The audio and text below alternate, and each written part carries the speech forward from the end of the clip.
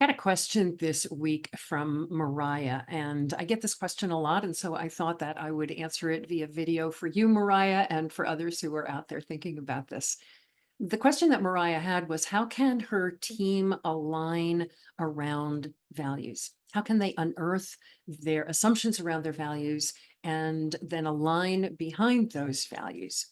And it's a question that we are commonly asked.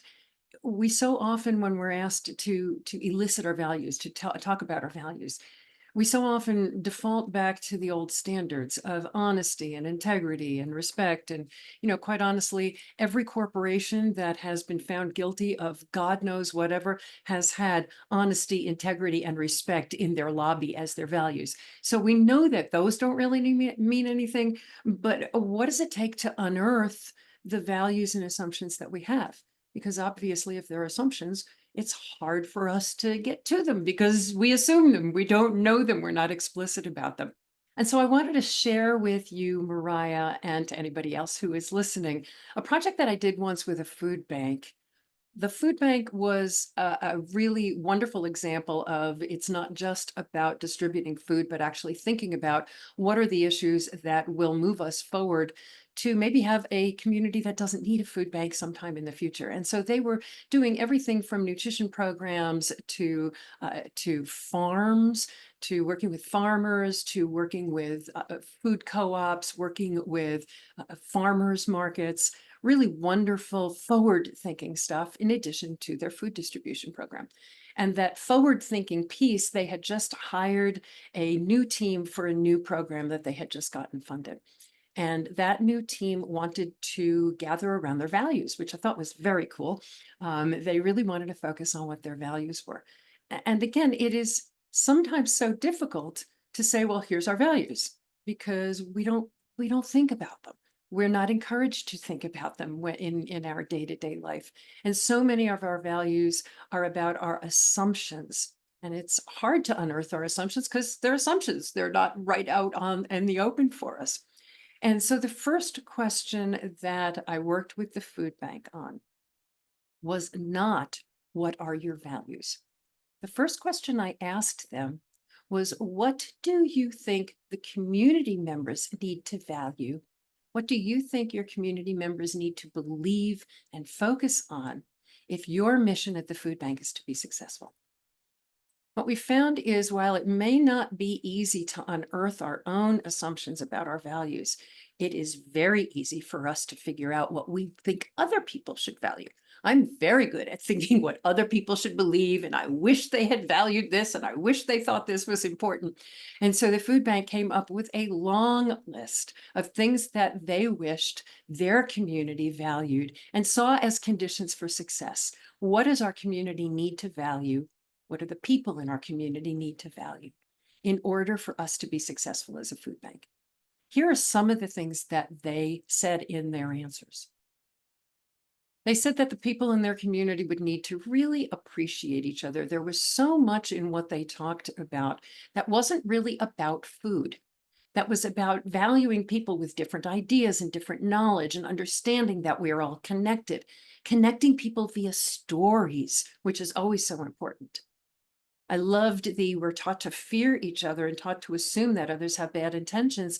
And what the people would need to value in the community is going beyond that, telling the stories that show how connected we are and how much we have in common.